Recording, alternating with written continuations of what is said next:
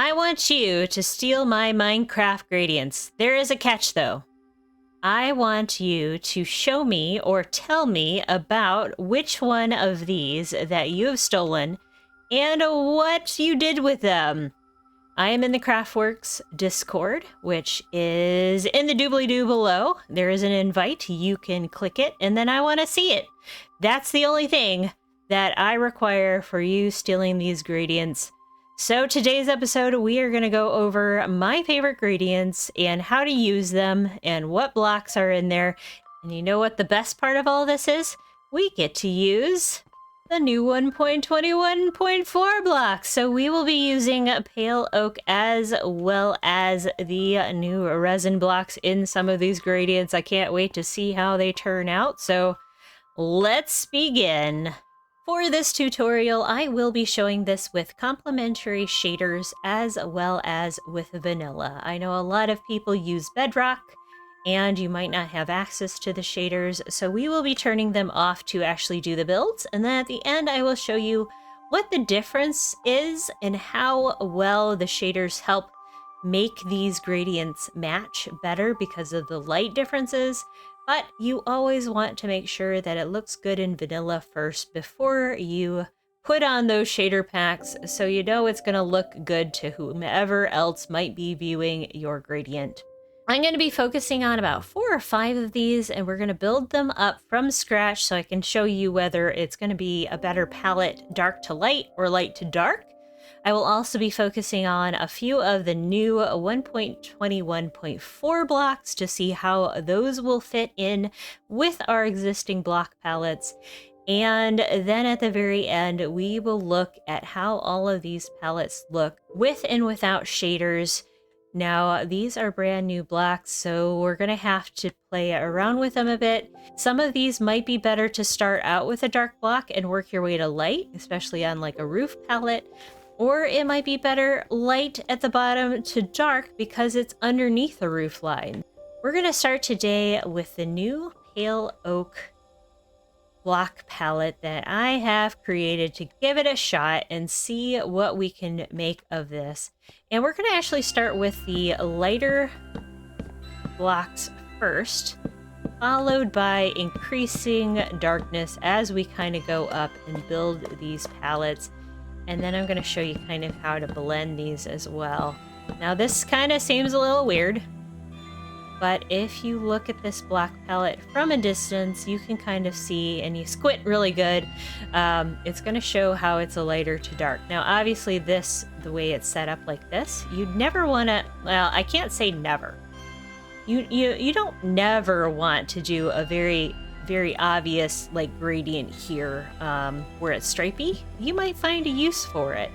But what we can do is we can kind of build up this palette just a little bit and kind of extend out the colors so that they merge better in with one another. And I usually start with building out my like gradient from scratch and then working these colors down sometimes and then working some of them upward depending on where they are in a build. And then we're going to probably do some of this mushroom down here. We're going to come up with this one and then even use some of that birch. And then you can kind of see how that block palette right underneath a roof line here, that mushroom block is going to get a very awesome shadow. And once we put on shaders, you can see that they blend a little bit more even, but it's a little different. So you might actually feel like this calcite here needs to take over more of your block palette, and you might only use the birch. If you use it at all, you might only use the birch in certain areas underneath, say, an overhang where there's maybe a pipe coming down from the roof line and you want to shadow it or make that area a little dirtier because of the birch. One of my other favorite gradient patterns that work in reverse, where it's a little bit darker colors on up, is this moss block palette. And I'm sure you guys have seen these before on other channels. It is a very standard kind of block palette where people kind of just have a rundown castle or a rundown building of some sort where the moss is slowly taking over. And I know I use this one a whole heck of a lot. We add in blocks here and there where it makes sense. So a wall like this, the moss is encroaching up into the finished portion of the wall. And you're gonna have little bits of moss here and there. You're gonna have more moss in areas where more moisture would collect. If you're doing this at the bottom of a pier, for example, there'd be a lot more green growing from where the water was collecting. If you're in a castle design, you might have an eaves trough where the green might grow up from the top and merge its way down too. So you could always have more of that. And then more wear and tear, you'll add more of these mossy cobblestones to kind of show where this whole thing has started to take over and take over the original building blocks over time. In a similar vein, I wanted to test drive to see how these new pale moss blocks would look in a build with the tough blocks that were released on a few versions ago, and see how that might look. And I love how tough blocks actually have more of a green texture, so tough blocks actually work really good in that gradient as well. And this pale moss is a little more silvery yet, so it actually makes a really good transition block between the two. And we're going to add some andesite in here as well because it's a little lighter, so if we kind of blow out from here, I could actually use this stone block up a little higher, but it's a darker block. So we're gonna see how this works. And I'm just gonna kind of bring some of the gradient up into this area. We're gonna bring some of this tuff up. We're gonna bring the pale moss down. We're gonna add some andesite in here and there. Let's make this focused. And yeah, this area, it looks like the tuff would be perfect at the bottom. It's very much worn down with age. It's had a lot of movement past it. A lot of people have walked past this wall. Horse carriages have bruised it, has bumped it, has scraped it. The moss is starting to take over, but the moss is very dry and old. You could even probably add more of this andesite down into the areas down here where it's gotten a little lighter. There's been some more wear and tear, and people have walked next to it. This would actually be a really good road path too. You could make like the tire treads of where a wagon would have gone through as part of this road, and then the moss has crept in. There's been a lot of wear with the andesite, etc. So next we're going to look at kind of an unconventional gradient. I'm not sure where you'd use this. You could definitely use it on a wall, and I'm going to actually build these as a light to dark. So dark at the top, kind of variegation here for this gradient. Ooh, I kind of like the sounds of all of these blocks placing was pretty cool. Now this would make a really cool roof line. This would be a very cool like sunshiny kind of build. We can definitely kind of pull some of these other colors down into it. And obviously the end stone is a very light, very contrasty block. So you might have to bring other colors down into this to make it work. But I kind of like the idea of having a gradient that is really sharp and distinct. And let's say you were building a lava factory or something, and you could even add in some of these magma blocks into this and say, oh, well, the lava is going to start pouring down this wall.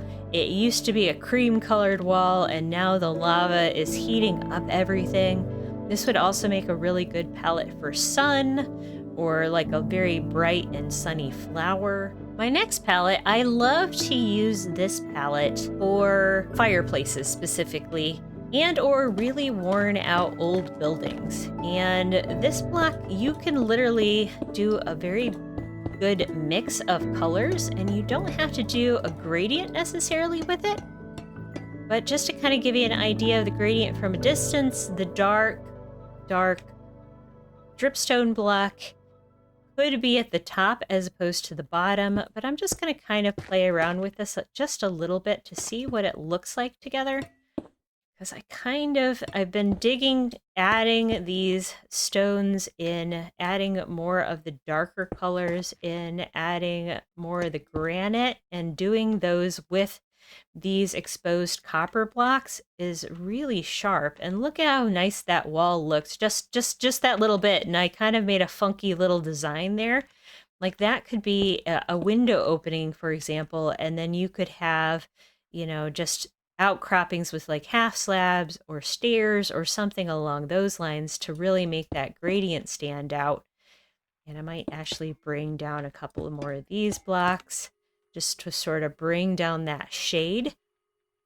And that would be a really cool like old school design, old building, a warehouse, a fireplace, anything along those lines. And all of these blocks, except for the dripstone, come in stairs and half slabs, so you might be able to use it in a very interesting roof pattern as well. A very dark, deep castle build might use a lot of black, and you don't have to be just solid black every time you build with black either. So this is one of those that we're actually going to start with the lightest color first and build upward with the darker colors. And I know that the black here in the carpeting doesn't match the purpley black of the Blackstone, but once we get the gradient in place, it will make more sense. Now everybody has a lot of the coal blocks, but I like adding that in there too, because it gives a really great transition between the carpet and the concrete that is above. And if we kind of play with this a little bit with our Blackstone, we're going to add in some of these deeper colors. I'm going to add in some lighter ones here. And we're just going to kind of add some of these shades into the whole design. And I'm going to even bring down some of this black into it. And just a wee bit of lighter up in here. Here we go. And yes, it looks kind of patchworky from here. This is one of those cases where the shaders are actually doing some of the heavy lifting for you for getting that color palette matching a little bit better.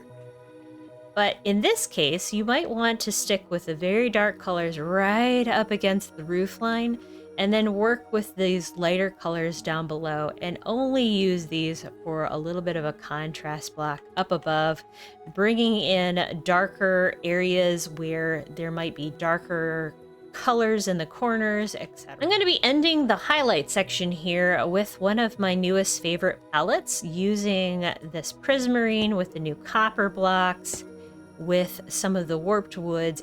And I like using these on bathroom builds, on roof builds, when there's like kind of a copper focus, when there's walls that you just want to make a build really stand out with this aqua to teal coloration and the cyan colors. So we're going to start with the lighter colors to start with.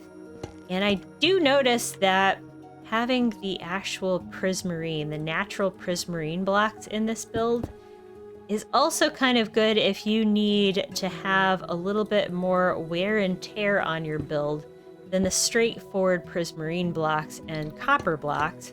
So keep that in mind as you're using this particular gradient. You can make this look a lot less like clean and like very neat and tidy. And actually, this is one of those builds, one of those gradients that look really good straight across, like just as a gradient itself. But if we do like we've been doing with all of our other builds here, kind of just adding in some of these colors down into the build a little bit further, and just kind of giving it a little bit of differences, we can even add, just for the heck of it, we'll put that in here. You can actually add a little bit more wear and tear, and this block Prismarine, of course, changes colors over time. So if we stop and stare at this for a second, you'll notice that this green looks a lot better with this guy from time to time. And then if I come up here, you can kind of see the difference between the cyan block and how green it is getting. And then as we wait for a second here, it filters back, changes back to the blue palette, which makes it fit in really good because sometimes you'll be looking at it and it'll match really good with the copper, and then the next moment it fits in, actually does a really great job at making a gradient with these other colors. And there you are. Here are the finished results of these gradients, of some of my favorite ones that I've used over the last few years, and some new varieties because we have some of the new stone types from 1.21.4. Now, obviously, you can use these for all sorts of things. You can use these for run-down buildings or pathways, some of these brown ones. You can use them for large skyscrapers or brownstones. You can use these for barns or lighthouses. You can use them for castles, for landscaping. One of my friends used this kind of thing for landscaping and made it look in stripes like it was mowed. You can make things look burnt out and destroyed with the black gradients or the dark gray gradients. You can make awesome floor patterns with gradients that have different colors. You can make a wooden floor look worn out and old and distraught by doing something like this. You can make a pattern in a garden or desolate landscape using some of these color varieties. You can make very vivid, like cyberpunk looking kinds of builds using some of these colors and some of these crazy looking varieties and variants. You can make alien looking structures with some of these, and you can do deep forest, dark forest builds and eerie castle builds. And now here is what all of these gradients look like with complementary shaders, and it's midday, so it's not as shadowy as it could be, but the same thing exists. Some of these gradients look even better with shaders. Some of them really take on a life of their own. We're going to come to the backside too, so you can kind of see them in shadow in some cases. They have a completely different look to them depending on whether you use shaders or not. And without shaders, they look just as nice. And I got some of these ideas from friends, from my own builds, from watching other people's videos, etc. And now I want you to use these. I want you to steal these designs from me. And I want you to build beautiful, amazing creations of your own.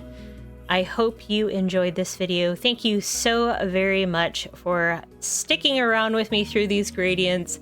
If you like this video, please leave a like, subscribe, leave me a comment. Join the CraftWorks Discord. I would love to see your builds if you would like to share them with me. We would love to see your builds using any of these gradients. Tag me in it in the channel. We have a Share Your Builds channel. I would absolutely love to see them. Love you all very much. Give yourselves a hug from me, and I will see you next time. Bye, everyone.